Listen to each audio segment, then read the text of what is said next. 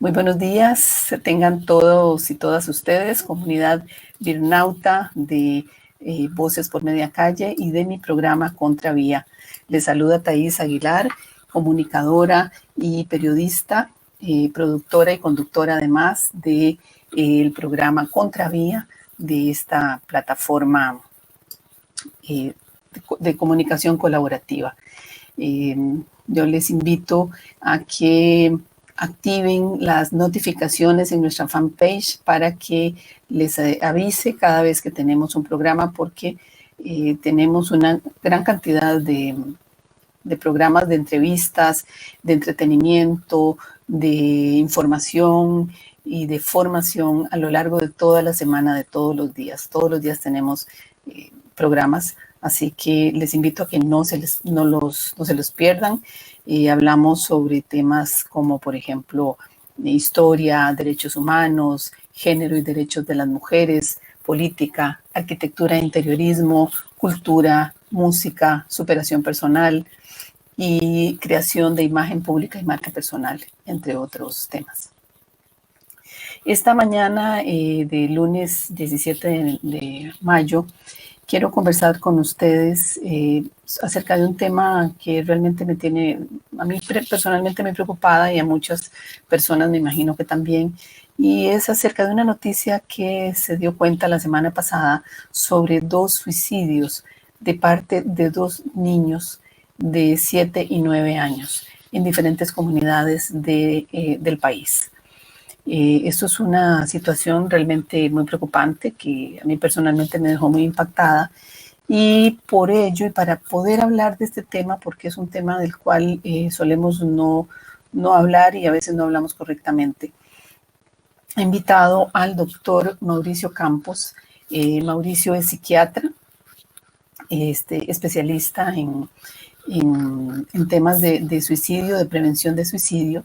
Él, de hecho, es miembro fundador de la Asociación Costarricense de Estudio y Prevención del Suicidio, ACEPS, que tiene como objetivo el desarrollo de una cultura de prevención y sensibilización y capacitación de equipos efectivos en la prevención de las conductas autodestructivas. El doctor Campos es graduado con distinción de la Universidad de Costa Rica, como les indiqué anteriormente, como especialista en psiquiatría, y además es el representante para Costa Rica de la Red Mundial de Suicidólogos y miembro del Consejo Latinoamericano de Expertos en Prevención, Intervención y Postvención del Suicidio.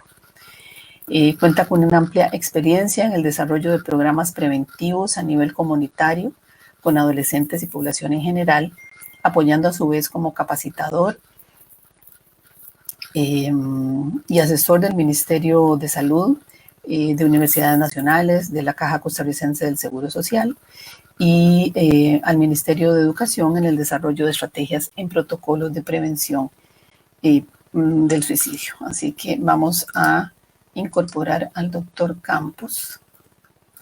Denme un momentito en nuestra... Muy buenos días. Bienvenido, doctor. Muy buenos días, Thais. Un gusto saludarte. De veras, muy agradecido con la invitación y pues es un honor participar en tu programa. Muchas gracias. Bueno, muchas gracias.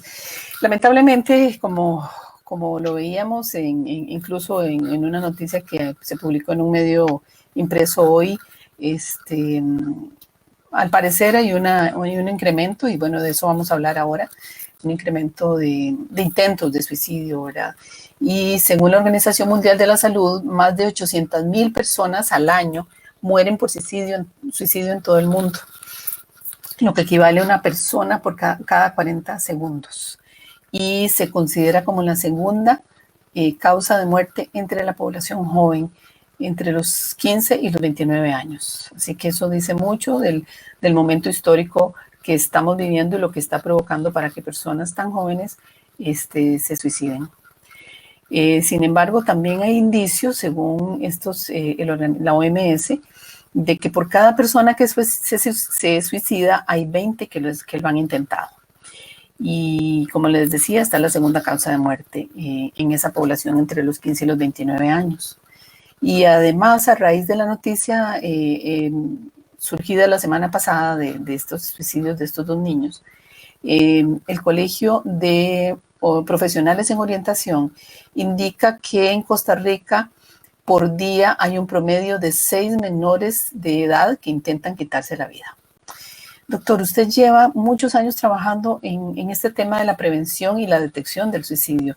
Entonces, ¿podría ahondar un poco más en estas cifras que nos indica tanto la OMS como el Centro de Orientación de Profesionales en Orientación? Sí, muchísimas gracias, Thais, de nuevo. Es muy importante entender que la situación del suicidio es, por así decirlo, una pandemia que nos está afectando no desde el año pasado, ¿verdad? Obviamente todos estamos ya acostumbrados, ¿verdad? Y con las noticias constantes sobre la pandemia del coronavirus y cómo esta nos está afectando. Sin embargo, los profesionales en salud, especialmente los que trabajamos en prevención del suicidio, hemos estado tratando de hacer un llamado a la atención y la prevención del suicidio desde hace muchísimos años, desde hace más de 10 años. Y bueno, esto, digamos que a nivel mundial ha sido bastante funcional, porque ya pues por lo menos a nivel de la Organización Mundial de la Salud, ¿verdad? Se tiene el 10 de septiembre como el Día Mundial de la Prevención del Suicidio, que siempre se hacen actividades, ¿verdad? Y que a nivel mundial ya hay una visualización del suicidio como un problema de salud pública. Y en Costa Rica, ¿verdad? Que pues, es el tema que nos tiene acá el día de hoy pues, conversando, donde había sido un tema tabú, donde había sido un tema que no se podía conversar por todo lo que implicaba, pues cada vez tenemos más actividades y se desarrollan más foros, más congresos o se desarrollan más charlas, digamos, durante los congresos de salud mental o diferentes áreas de la medicina, de la psicología, etcétera, dedicados a la parte del entendimiento de este fenómeno a nivel mundial. Entonces, y también tenemos, por ejemplo, a nivel de la Caja Costarricense de Seguro Social y del Ministerio de Salud, una mejor estadificación de los casos, no solamente de suicidios a nivel del país, que teníamos la idea más o menos de un promedio de 318 suicidios al año, lo que nos daba una tasa de 7 a 8 suicidios por 100.000 habitantes en Costa Rica, que es una tasa moderada, por así decirlo, no se compara con otras tasas más altas en otros países. Pero también tenemos la situación de que el Ministerio de Salud ha hecho un esfuerzo con las boletas V01, que es de detección de intentos de autoeliminación. Entonces ya tenemos datos más fidedignos, por así decirlo, de intentos y de suicidios. Ok. Y doctor, ¿cómo era la tendencia antes de la pandemia? Porque ahora hay que hablar lamentablemente, de antes y después de la pandemia. Y precisamente hace unas semanas también entrevisté a un colega suyo, al doctor Javier Contreras, para hablar también de temas de salud mental, porque es un tema del cual tampoco no se habla mucho, y cómo se percibe un incremento y se habla de que puede surgir un incremento a raíz del confinamiento y de todo lo que esto está provocando en todas nuestras sociedades. ¿Qué se sabe con respecto a eso? ¿Cómo era la tendencia antes de la pandemia?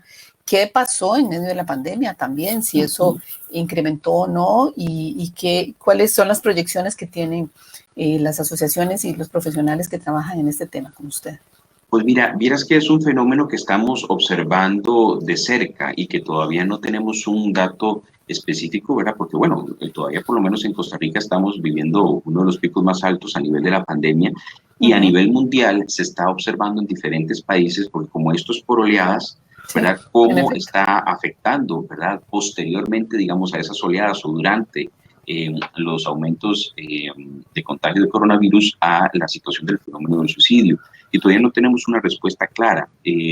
Por lo menos acá en Costa Rica, mira, se hizo un estudio muy interesante el año pasado de la UNED y de la Universidad Nacional, que fue muy interesante porque sí nos habla de que hay un aumento por lo menos en un 50% de la percepción de depresión del costarricense con respecto a antes de la pandemia. Y un aumento también como de un 30%, 40% con respecto a la ansiedad. Entonces sí se ve a través de este estudio, que es muy interesante, acerca de cómo la pandemia ha afectado en nuestros niveles de salud mental, a nivel de salud mental, digamos, del costarricense. Ahora, verás que de forma interesante, ¿verdad? Y eso era algo que habíamos hablado ayer, Thais, que estuvimos preparando un poquito el tema, ¿verdad? Acerca de que de forma interesante se dio una disminución de la cantidad de suicidios, por lo menos registrados el año pasado, el 2020. teníamos un promedio de unos 318 suicidios, en el año 2019 343 aproximadamente, y el año pasado hubo un aproximado de 217 suicidios. O sea, hubo como una disminución en 100 personas, sí, ¿verdad? Por lo menos en ese registro aproximadamente. Pero vieras que es una situación pues de alegrarse en el sentido de que se haya disminuido la cantidad, pero no es posible podernos quedar con los brazos cruzados, ¿okay? Porque vieras que este fenómeno de disminución de suicidios en momentos de crisis se ha visualizado en varios lugares, en varios momentos de la vida. Más bien se dice que en momentos de guerra o en momentos de catástrofes tiende a disminuir el suicidio porque la persona tiende a entrar en un proceso más como de sobrevivir. Pero las secuelas posteriores a las crisis es donde podemos ver un aumento en los suicidios. Y en situaciones así de crisis, como las que usted habla, de guerras y demás, ¿hay registros de que haya habido un incremento posterior? Vieras que sí, hay varios estudios que hablan un poco sobre esto y cada población, el asunto con el suicidio es que tiene todo un contexto socioindividual, ¿ok? Entonces, cuando vemos el suicidio en una persona, no podemos, ahora a veces nos hacen la pregunta a nosotros, ¿verdad? Y nos dicen, doctor, ¿por qué se suicida a las personas? Sí. Cada persona es diferente y cada persona está viviendo un mundo y un contexto socioindividual diferente. Por ejemplo, no podemos pensar en que es un suicidio igual el suicidio de un adolescente que vive una situación detonante y que se suicida al suicidio de un adulto mayor que está en un hogar de ancianos y se suicida, como así lo hemos visto en algunos momentos, o el suicidio de estas personas que toman además un avión y se estrellan contra un edificio para matar a un montón de gente, pero al mismo tiempo suicidarse ellos. Son diferentes tipos de aspectos como se visualiza el suicidio. Claro, entonces, claro, lo que sí tenemos en cuenta que ver es que Emil Durkheim desde 1897 en un libro que hizo muy interesante habla sobre que el suicidio es una forma también de tomarle el pulso a la sociedad, de cómo se está visualizando el sentido de vida y los aspectos a nivel social. Entonces no estamos hablando solamente de aspectos biológicos como por ejemplo una depresión, un trastorno de ansiedad, un trastorno, por eso hablamos de que todo suicida hay que valorarlo desde el punto de vista de salud mental, pero no precisamente toda persona que se suicida tiene una depresión o un trastorno mental.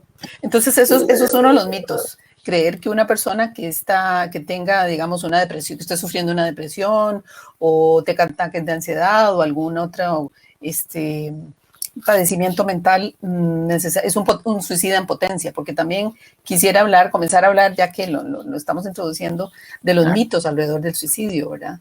Mira, es muy importante tener en cuenta todos nuestros mitos a nivel hasta de los mismos profesionales en salud, porque vos dirías, no, los profesionales de salud no tienen mitos y eso no afecta la atención del paciente suicida, y no es cierto. En general, todos a nivel social construimos una serie de mitos. Por ejemplo, un mito muy importante con respecto al suicidio es que aquella persona que lo dice no lo va a hacer, o aquella persona que lo hace fue porque no lo dijo, y no es cierto. Verdaderamente la persona que lo dice es porque lo piensa y es un riesgo mayor. Y la persona que ha hecho intentos de suicidio, entre más intentos y más riesgosos estos intentos, más posibilidad tiene de suicidarse a futuro.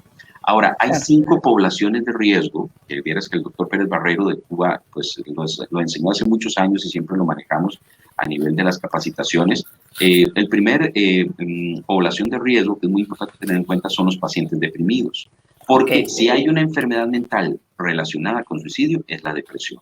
No podemos decir que todos los suicidas estén deprimidos, pero sí una mayor cantidad de personas que se suicidan, posiblemente podamos tener un 80, a veces varía eso estadísticamente por lo que se vislumbra, pero muchas de estas personas sí podrían tener posiblemente un padecimiento depresivo. Ahora, otras poblaciones de riesgo, los que han intentado suicidio, tienen un riesgo muy alto de suicidio, los que dicen que se van a suicidar o amenazan con suicidarse.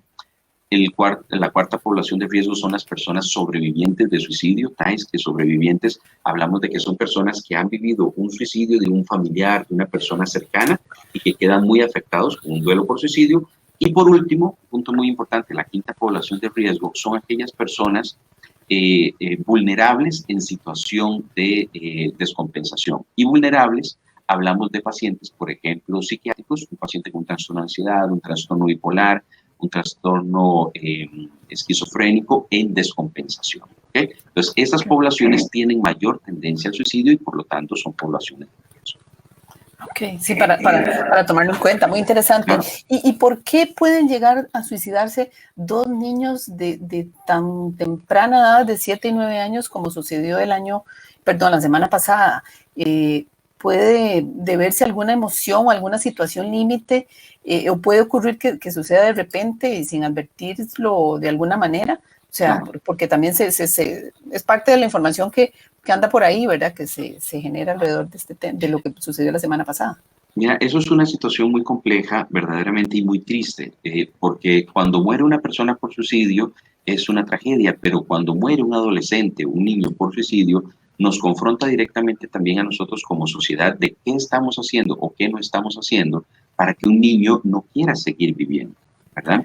Entonces, Sí, pueden ser muchas circunstancias, lo que te decía del contexto por supuesto. socioindividual, ¿verdad? Porque hay aspectos familiares, sociales, a nivel de enfermedad mental que pueden estar influyendo, no precisamente, ¿verdad? Estamos hablando de que toda persona está enferma mentalmente, pero sí podemos decir que pueden haber una serie de contextos. Entonces, como te decía, es muy difícil hablar cuando hablamos de un solo caso en Claro. específico. Lo que sí tenemos que tener en cuenta es que hay un mito de decir, ah, no, los niños no se suicidan o los adolescentes no se suicidan, que es un mito porque lastimosamente tenemos en cuenta de que los niños también pueden llegar a una situación límite tal que puedan llegar a desear morirse y que sí es posible, ¿verdad? Porque los papás o los familiares decidimos o pensamos que tal vez la mejor forma es no pensar en eso ni siquiera.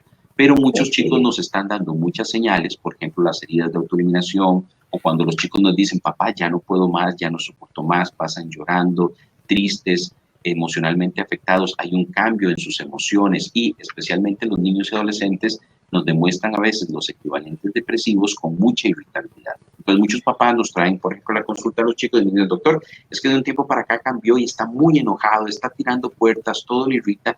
Esos son señales de alerta, no precisamente de que va la persona a suicidarse, esto quiero ponerlo claro, Sí. pero sí es importante poner atención a los mensajes que los chicos nos dan con sus conductas. ¿Cómo son esas formas de autoagredirse? Específicamente, ¿qué puede ser un elemento que pueda llamar la atención de la población, Mira, de los padres y madres? muchos papás nos llegan con la situación de doctor, yo no me había dado cuenta que mi hija se cortaba, fue que un día la veía como que ella pasaba siempre con suéteres, ¿verdad? Aunque estuviera haciendo calor, y un día sin que ella se diera cuenta me fijé y vi que tenía unos cortes. Eso pasa muy frecuentemente y muchos papás no se dan cuenta que los chicos están haciéndose heridas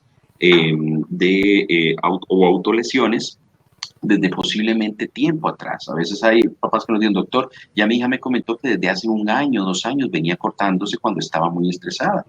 Ahora, ¿eso implica que el paciente o que el chico ha pensado en morirse o matarse?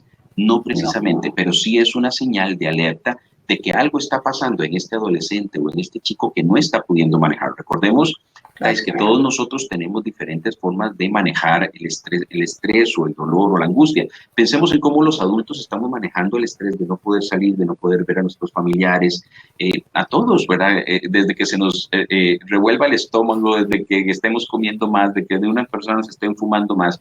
Ok, ahora imaginemos cómo pueden manejar nuestros niños y nuestros adolescentes ese estrés de no poder ver a sus amiguitos, de no poder ir a clases o de estar frente a pantallas recibiendo, digamos, educación sin que eso fuera lo que estaban acostumbrados. Entonces, muchos chicos manejan ese estrés y esa ansiedad en muchas ocasiones cortándose. Ahora, esto es lo adecuado, pues no vamos a decir que sea bueno o malo, lo importante es que es una señal. Y es una señal de que el chico está viviendo algo que no le está pudiendo manejar. Ahora, si es una señal de mucha alerta, los profesionales de salud, por ejemplo, que están en emergencias, es muy importante, nosotros constantemente estamos en capacitación de esos profesionales para que entiendan esto como una señal de alerta. A veces caemos en la otra situación de minimizar eso, no, eso no es nada, porque la persona que se corta no quiere morirse verdaderamente porque ya lo hubiera hecho. Eso es parte de los mitos que estamos diciendo que afectan mucho el abordaje del paciente con riesgo de suicidio. Sí se ha visto que los chicos que empiezan a cortarse van aumentando esas conductas a menos de que se les ayude y que en algún momento sí pueden convertirse en intentos de autoeliminación.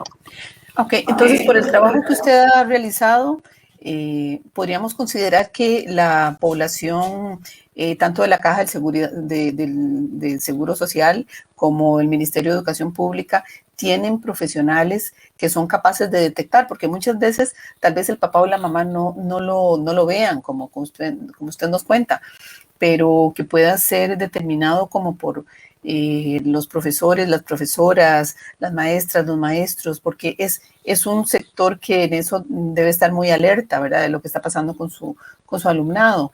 Pero entonces están capacitados una buena parte para poder identificar esas señales y dar ese mensaje de alerta a las familias. Thais, eso está en proceso. Yo lo diría porque, digamos, hace algunos años se desarrolló en el MEP, Ministerio de Educación Pública, el primer protocolo de prevención de suicidio y de conductas autolesivas.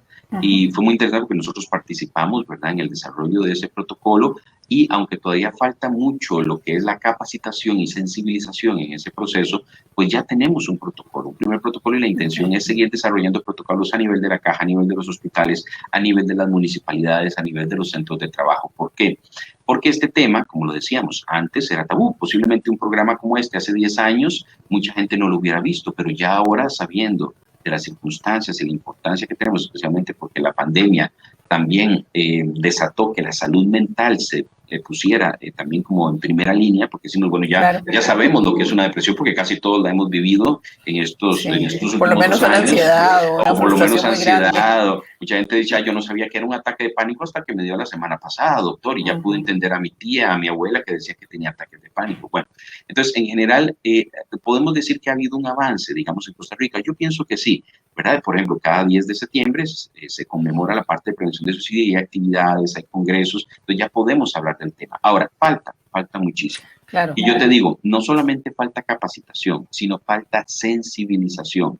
Por ejemplo, nosotros a través de la Asociación Costarricense de Estudio y Prevención del Suicidio, dependiendo de la población a la cual vamos a ir a hablar, trabajamos primeramente en sensibilización, porque de nada nos vale un psiquiatra, un psicólogo, un enfermero súper capacitado si no está sensibilizado primeramente. ¿Y cuál es la diferencia?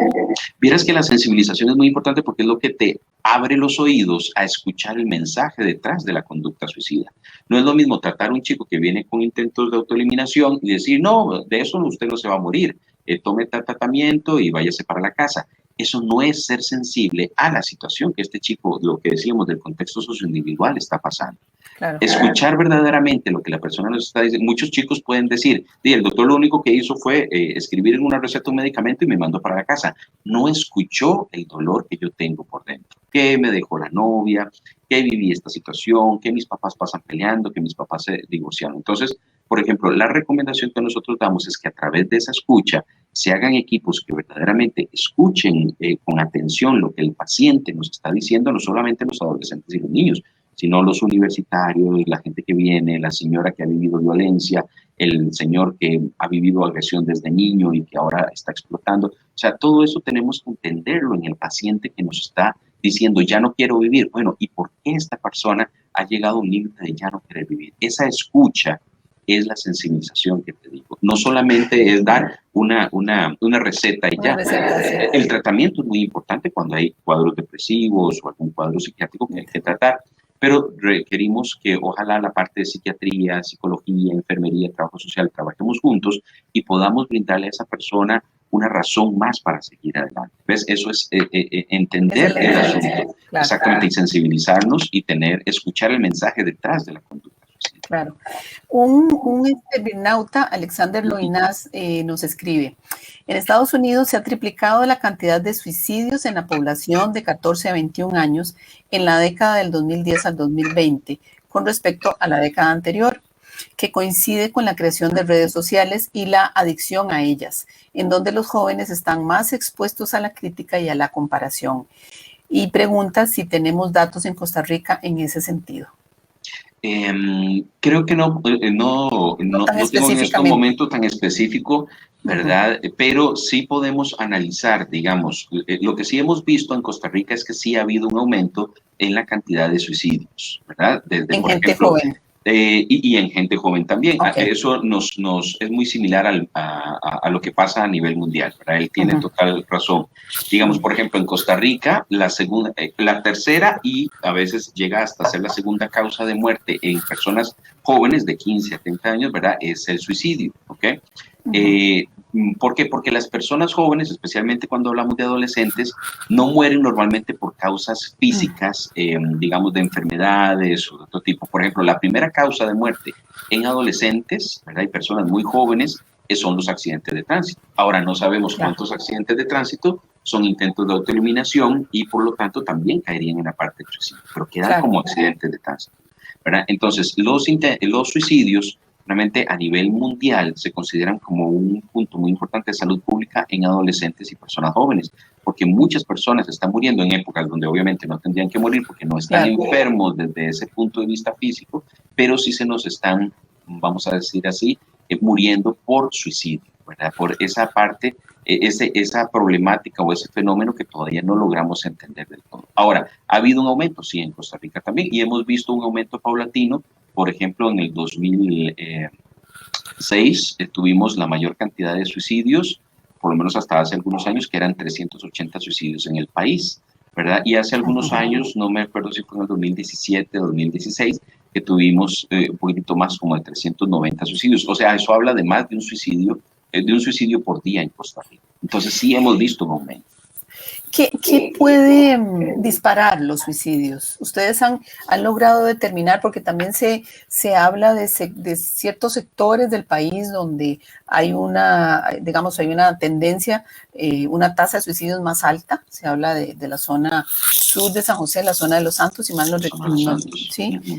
recuerdo, y también de una zona de Talamanca, algunas zonas indígenas. Sí, vieras que esto es una pregunta muy interesante, porque lo que se nos habla es que cada lugar tiene su idiosincrasia y sí hemos visto un aumento de suicidios, por ejemplo, en la zona de Talamanca, en la zona de Los Santos, también en San Ramón y en otros lugares donde hay un aumento, digamos, a través de los años de los intentos de autoeliminación, y hay otros lugares donde ya hay más suicidios, ¿verdad? Porque no es lo mismo. Afortunadamente aquí en Costa Rica tenemos datos de cantones que tienen más intentos de autoeliminación o intentos de autoeliminación y otros lugares donde se ve más suicidios, ¿verdad? Entonces, lo importante es ver cuando hay una población donde empiezan a aumentar los suicidios, ahí volvemos al punto de la escucha.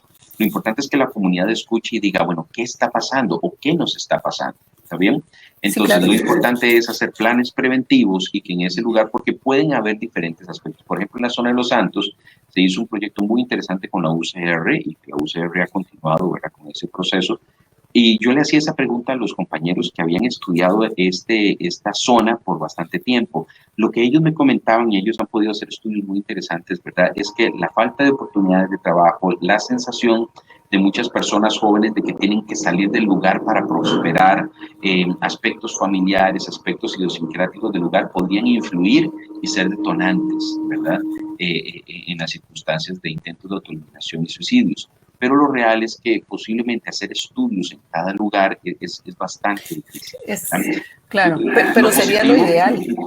Sería lo ideal, y lo positivo y lo que está pasando, y la intención es esta, ¿verdad?, con apoyo del Ministerio de Salud, la Caja y los diferentes actores sociales, es que se están desarrollando comisiones de prevención de suicidio en diferentes áreas, ¿verdad?, para estudiar el tema en cada área, ¿ok? Y para un punto muy importante, Thais, cuando se detecta un caso, por ejemplo, de un adolescente o un niño a través, por ejemplo, del protocolo del MEC, que los profesores, como vos decías bien, puedan estar sensibilizados y capacitados si se detecta un chico, por ejemplo, que esté viviendo bullying o que esté viviendo agresión y se detecte un riesgo suicida, digamos que este chico tenga que ser internado, ¿verdad?, en un hospital, como decir, el hospital psiquiátrico, en la parte del pabellón de adolescentes, ser valorado, abordado y que la situación de crisis sea manejada. Ok, ahora, ¿qué pasa cuando el chico vuelve a su comunidad? Exacto, porque de nada nos vale arreglar la situación en ese momento, disminuir la crisis y que vuelva al mismo lugar que lo enfermó, ¿cierto? Claro, que en realidad es el lugar, no es el chico.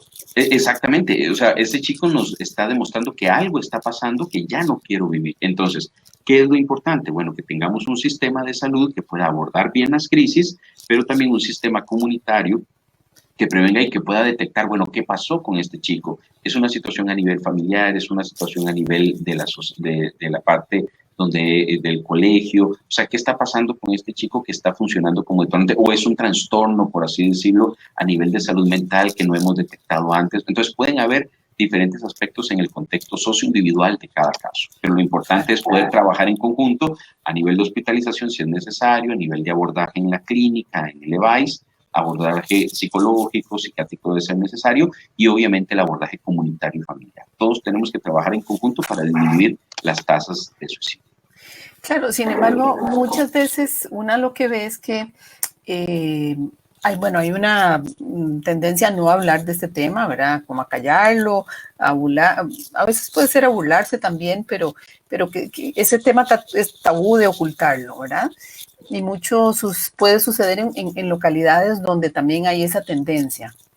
Y entonces al no, o sea, aparte de lo que a veces una escucha también es que cuando se tiende a creer que cuando se habla del suicidio se puede hacer una especie de efecto llamada sobre otras personas que estén considerándolo.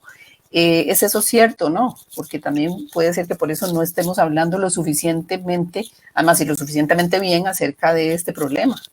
Pues bien, vieras que eso es un tema muy interesante. Hay que hablar del suicidio, pero hay que hablar de forma adecuada. ¿Qué significa eso? Por ejemplo, cuando sale una noticia que es de fondo más bien amarillista, como describiendo cómo se mató la persona o cómo fue la situación, o minimizando la situación, o por así decirlo, en algunos momentos cuando se da una explicación es que esta persona se mató por tal cosa. Uno sabe como médico o como especialista de que nunca podemos llegar exactamente a saber la razón total, ¿verdad? ¿Qué fue lo que pasó? Entonces hay que tener muchísimo cuidado, ¿verdad? Cuando nos preguntan, ¿por qué se mata la gente? Bueno, es que todavía no sabemos y el contexto de cada persona es diferente. Ahora, lo que sí es muy importante es que es un tema del cual tenemos que hablar y el tabú, pues que siempre ha existido, ¿verdad? O parte del mito es que si hablamos de esto, entonces más gente se va a suicidar. Y nosotros consideramos que no, que lastimosamente mueren más personas por no hablar del suicidio que cuando lo hablamos abiertamente. Ahora, cuando lo hablamos hay que hablarlo con respeto, tratando con sensibilidad del tema, ¿verdad? Tratando de escuchar lo que nos está diciendo la gente cuando hace intentos de autoeliminación y no juzgar a estas personas, porque pueden estar viviendo una situación tan difícil que lo único que ven como posible salida a su situación es el suicidio. Entonces, es necesario entender que una persona que piensa en el suicidio es posiblemente porque tenga una situación de sufrimiento tal, algo que llamamos psicalgia, es un dolor psicológico insoportable que la persona piensa que la única forma de salir de eso es el suicidio. Por eso es muy importante trabajar los detonantes, algo que me comentabas antes, ¿verdad? Era qué detona el suicidio, ¿verdad? Entonces, ¿qué detona el suicidio? Una ruptura de pareja, es que vemos muchas situaciones de personas cuando hay rupturas de pareja que pueden detonar el suicidio, un debacle económico, y eso tenemos que tenerlo muy en cuenta ahora en estos momentos con la situación de crisis económica, ¿verdad? Un despido o una situación de conflictiva familiar, cuando hay antecedentes de abuso, de agresión y hay alguna situación verdaderamente toca eso y explota la situación. ¿Verdad? Y todas estas poblaciones de riesgo que te decía, la parte depresiva, un trastorno mental en descompensación. Entonces, todos estos aspectos pueden involucrar detonantes, pero mira, uno de los mayores detonantes, y tal vez es un mensaje muy directo que quiero mandar, es cuando la persona pide ayuda y esa persona es callada o se encuentra con una pared. ¿Está bien? ¿Una pared en qué sentido? Una pared sorda. Entonces vemos muchos adolescentes que nos están pidiendo ayuda de diferentes formas. Hay algo que llamamos equivalentes depresivos, que son, por ejemplo, estas heridas de vacilación, que llamamos heridas, ¿verdad? Sin una precisamente intención de matarse, pero sí es un mensaje. Conductas como, por ejemplo, iniciarse en drogas, venir la persona que venga o un adolescente que empieza a tener conductas como de emborracharse, que no era lo común en esta persona, promiscuidad, que empiezan a tener relaciones, ¿verdad? Y que hay mucho riesgo de un embarazo, una enfermedad de transmisión sexual. Cuando hay un cambio en la conducta del adolescente o la persona, uno dice, ¿qué está pasando? ¿Qué me está queriendo decir? Y cuando se encuentran lastimosamente con una pared sorda que no escucha, hay mayor tendencia a que esto vaya aumentando y pueda llegar a un intento de utilización. Claro. O sea, sí tiene que ver mucho ese cambio de comportamiento, especialmente en la adolescencia, que se da mucho también precisamente por esa condición de que vivimos todas las personas en esa época de la vida. Pero también estaba pensando que a raíz del tema que nos señalaba el Birnauta sobre la aparición de redes sociales y la adicción a ellas y demás. También, o sea, las redes sociales es un fenómeno que está ahí y que va a explotar, o sea, se va a profundizar todavía más a partir de todo lo que estamos viviendo ahora. Entonces, ¿cómo pienso que podemos hacer un vuelco positivo a través también de las redes sociales, en lugar de convertirse en un espacio donde de burla, de vejación de muchos niños y niñas y de adolescentes de ambos sexos, que también puede ser un espacio interesante para hacer campañas, para hacer prevención, o sea, porque también es una forma de comunicación, más que los medios de comunicación. Claro, claro, mira, yo pienso que lo que el caballero nos decía sí es muy importante de analizarlo, ¿verdad? Porque las redes sociales y todo este boom, ¿verdad? A nivel de comunicación llegó para quedarse, o sea, no nos vamos a ir para atrás, ¿verdad? Entonces, ahora, ha influido en un aumento de la tendencia de los suicidios, especialmente en jóvenes. Yo diría que no lo sabemos todavía, pero es una de las teorías. ¿Ok? Es una de las teorías. Ahora, lo que yo pienso es que las redes sociales o todo este boom a nivel de comunicación magnifica todo, magnifica lo bueno y magnifica lo que no es tan bueno. Entonces, puede magnificar, por ejemplo, que la persona pueda buscar ayuda. Entonces, una persona puede buscar ayuda en una línea telefónica de otro país. Por ejemplo, aquí en un chat, por ejemplo, aquí en Costa Rica, desde el punto de vista positivo, ThinkSmart International ha hecho pues, una asociación muy interesante. Ha hecho una línea, pero no es telefónica, sino virtual, ¿verdad? Donde los chicos pueden comunicarse, ¿verdad? Y pueden mandar preguntas acerca de, bueno, estoy deprimido, preguntas sobre sexualidad, y lo antes posible, creo que en 2 días como máximo, algún profesional le responde, y eso puede ser una fuerte ayuda en prevención. Y eso son redes sociales. Ahora, perdón, ¿cómo se llama la compañía? Porque me gustaría ponerlo. ThinkSmart International, y ya ahorita te paso cuál es el nombre acá en Costa Rica, porque Joven Salud, ¿okay? Es una línea, se llama Joven Salud, los chicos pueden entrar, ¿verdad? A la página de Joven Salud, no recuerdo cuál es, pero ustedes ponen Joven Salud, ¿verdad? Y es una página web. Exactamente, y los chicos pueden ingresar, pueden inscribirse, y hay varios chats, varias charlas, ¿verdad? Verdaderamente ellos han ganado hasta varios premios por la parte de prevención en lo que es salud, no solamente a nivel de salud mental, sino salud integral del adolescente, ¿verdad? Porque los chicos pueden hacer preguntas sobre sexualidad, sobre su cuidado personal, sobre cómo manejar sus crisis o la ansiedad durante la pandemia, y verdaderamente ellos están...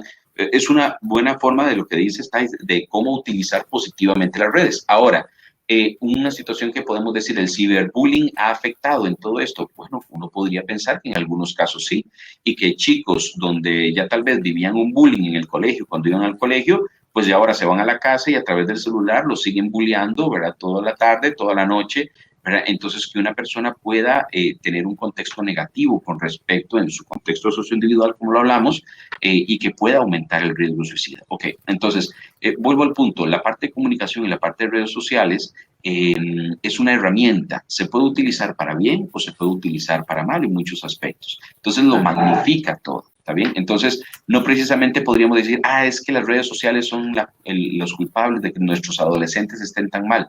No, tenemos que vernos hacia adentro, tenemos que ver la estructura familiar, la estructura social, y lo que te quería decir en ese sentido, ¿verdad? Que hay todo un contexto alrededor de cuando los adolescentes o las personas están haciendo más intentos de autoeliminación, que nos pone las barbas en remojo a todos y nos dice, bueno, ¿qué nos está pasando? Que las personas ya no quieren vivir, ¿verdad? Que hay una cantidad X de personas que están pensando en matarse como una posibilidad.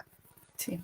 ¿Y qué otros mitos hay alrededor del suicidio, además de que la gente que lo dice mucho no lo concreta, que lo avisa, no lo lleva a cabo, ese tipo de cosas? ¿Qué otros mitos son comunes que tenemos que prestarle atención, que ustedes han detectado? Muy bien. Mira, hay un mito que es muy importante y que nos ayuda a ayudar. ¿Qué significa esto? El mito más importante y que tenemos que quitarnos de la mente es que el suicida quiere morir, ¿verdad? El suicida no precisamente quiere morir. El suicida o la persona que piensa en el suicidio lo que quiere es dejar de sentirse tan mal o dejar de sentir lo que está sufriendo. ¿Okay? Entonces, esto es lo que hablábamos hace unos minutos del dolor psicológico insoportable. No podemos hablar de que todas las personas que tienen una ideación suicida están pasando por lo mismo, pero en general, si pudiéramos resumirlo, no podemos hablar de que el suicida sea un valiente, porque está haciendo algo, ¿verdad?, para matarse, para resolver la situación. No, tampoco es un cobarde, porque en muchas ocasiones, fíjate que podemos ver en redes sociales mucha gente que lastimosamente no sabe nada del tema y empieza a decir, no, esta persona lo que hizo fue actuar contra Dios o ser un cobarde porque tomó esta decisión y en lugar de enfrentarse a la vida. Eso es no entender la dinámica que hay detrás del suicidio. Claro.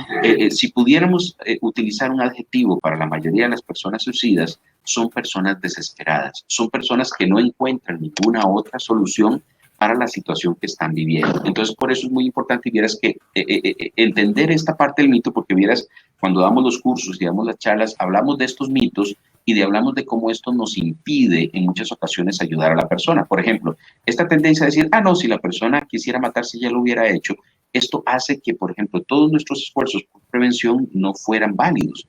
Pero lo que sabemos es que la persona no quiere morirse. Lo que la persona está buscando de una otra forma es como decir cuando una persona se está ahogando y le tiras un salvavidas, ¿me entiendes?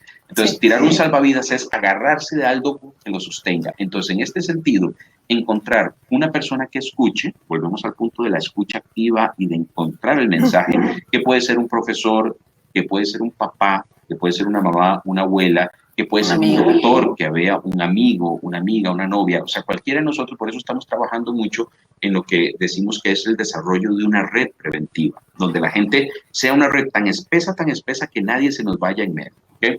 Entonces, ¿qué significa? Sensibilizar a todo el mundo y entender que cuando encontramos una persona con un riesgo suicida que nos dice que ya no puedo más, es tener nuestro oído entrenado. Y no es tanto decir tantas cosas, sino que vieras que lo que estamos recomendando a la gente o a un adolescente cuando escucha a otro adolescente que tiene una ideación suicida es primeramente escucharlo. Y no tienes que darle todas las respuestas, pero puedes acompañarlo a buscar ayuda. Lo que tenemos que enfocarnos es que esa persona necesita ayuda, no precisamente tengo que dársela yo, porque tal vez sea una persona que no es profesional, pero entonces busquemos ayuda juntos. Y eso hace que verdaderamente hagamos prevención de suicidio. Ok, entonces sí, también es una actitud de escuchar, realmente creerle a esa persona y acompañarla en buscar algún espacio de ayuda. ¿Dónde puede dirigirse en este momento si nos está oyendo un papá o una mamá o no sé, una abuela, un abuelo, un amigo, una amiga de alguna chico, chica o persona de cualquier edad que esté mostrando esta sintomatología, que diga que quiere suicidarse? ¿Dónde puede dirigirse? Muy bien, mira, esto es un punto muy importante.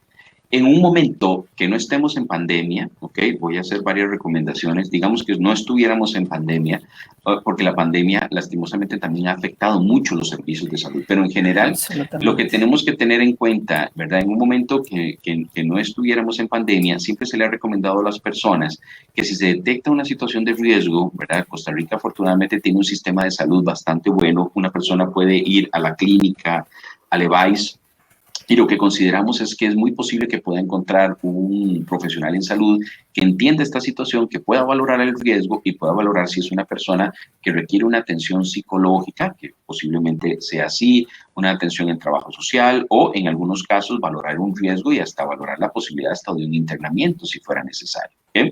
El Colegio de Psicólogos, también ha desarrollado, por ejemplo, en este momento de pandemia, un teléfono que ha servido y que podría tener que ver con la disminución de los suicidios el año pasado y que esperemos que sea así y que pueda seguir influyendo muy positivamente, porque no teníamos un teléfono precisamente de atención en crisis suicida. Pero el Colegio de Psicólogos, ¿verdad? Creo que sacó algo muy importante y ha ayudado muchísimo a la salud mental del país, que son 2 teléfonos, ¿verdad? Donde las cuales las personas pueden llamar para recibir atención y normalmente se les va a tratar de ayudar para que la persona tenga un seguimiento y que pueda disminuir su riesgo suicida. Estos 2 teléfonos, por si quieres apuntarlos, es el 2459-1598. Te voy a pasar la fotita porque por aquí la tengo. 2459-1598 y 2459-1599. 2459-1599. La línea aquí estoy, exactamente.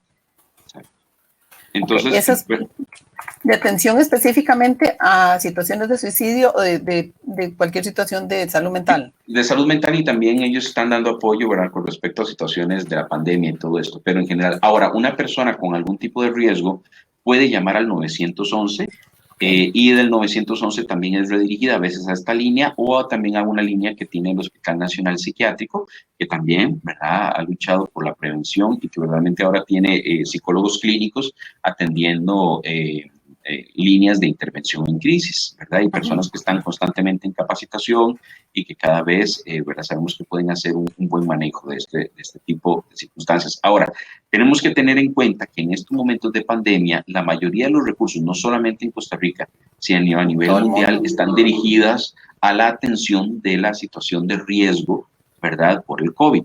Entonces, en muchas ocasiones, ¿verdad?, puede que se estén detectando casos de riesgo que tal vez no se internan, o no porque no se quiera internar al paciente, sino porque verdaderamente están en una situación con todo lo de la pandemia y todo, que ha hecho que ya sí era difícil a veces el abordaje en salud mental de algunos pacientes con esto, ahora sea mayor.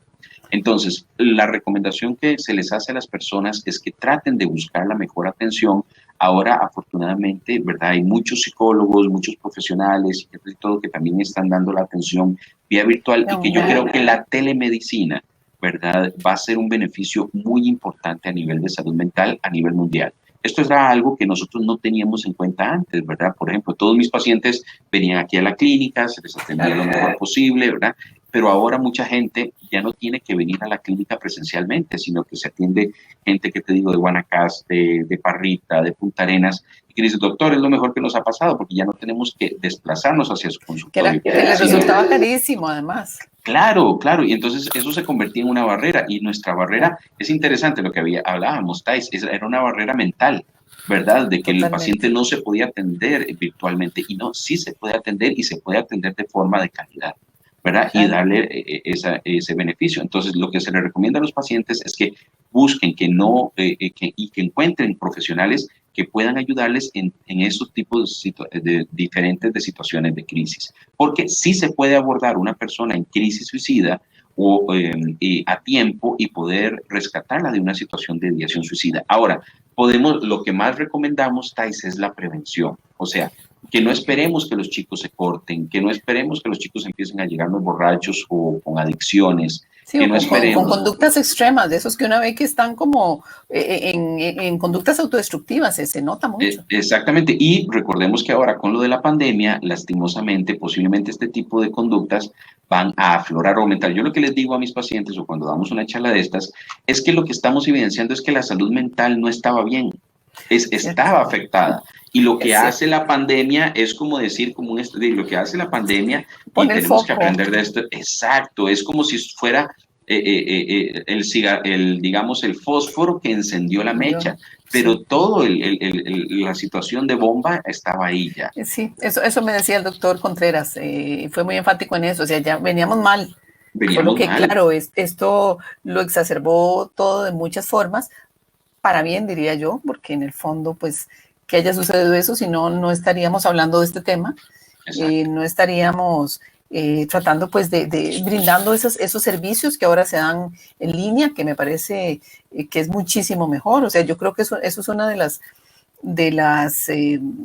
resultados positivos de la pandemia, que de una u otra manera, a través de todas estas plataformas de redes sociales y de comunicación, pues hemos facilitado y nos hemos acercado más. Claro, entonces claro. Hay que potenciarlo.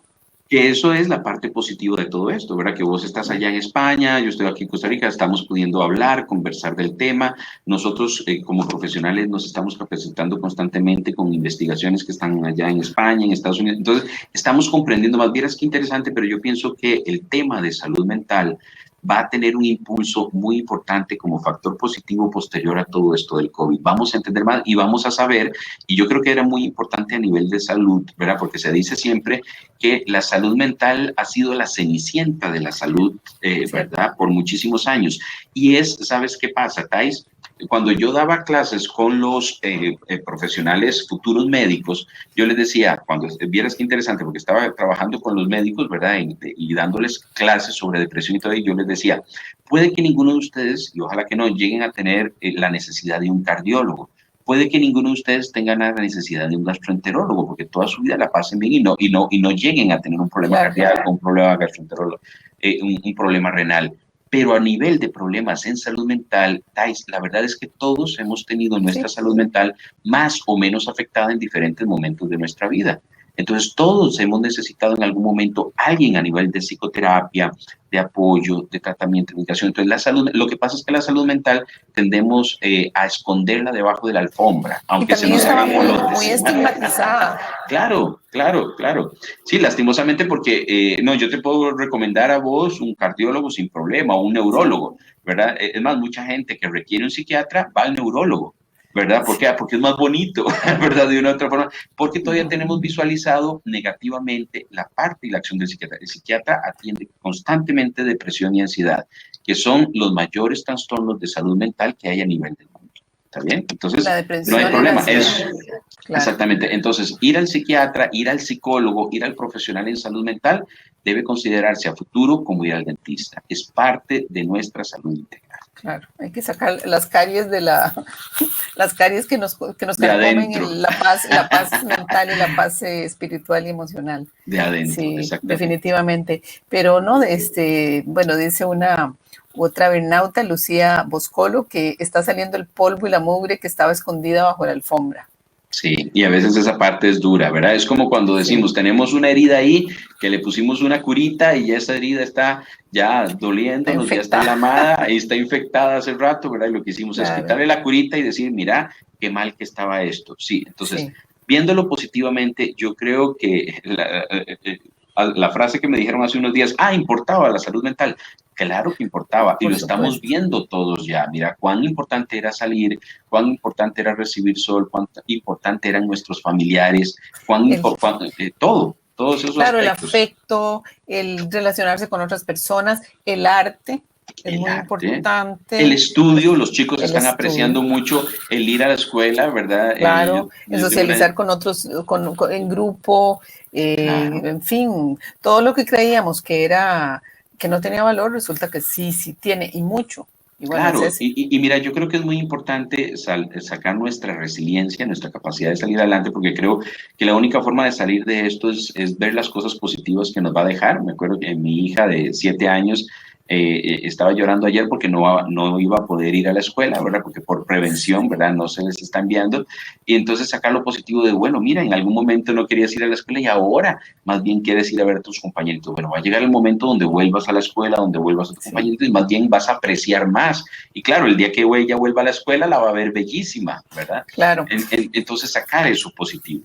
Por supuesto. Bueno, y precisamente para ir terminando, hoy muy temprano en la mañana la ministra de Educación anunció que se suspenden del todo las clases, o sea, hay no es un adelanto de vacaciones porque no es así, es una situación extrema, porque mucho estudiantado no tenía una gran cantidad de niños y niñas y adolescentes no tenían acceso a través de redes sociales a la formación online, y eso estaba generando unos grandes disparidades en la calidad de educación y en el seguimiento.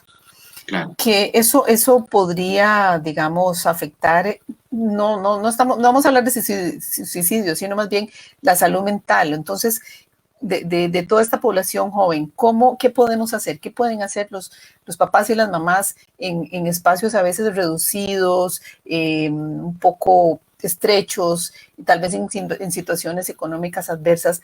¿Qué se puede hacer para sobrellevar mejor esta situación? Claro, mira, es una pregunta compleja, volvemos al punto, ¿verdad?, del contexto de cada persona, pero en general, seamos sinceros, a todos nos ha afectado la pandemia.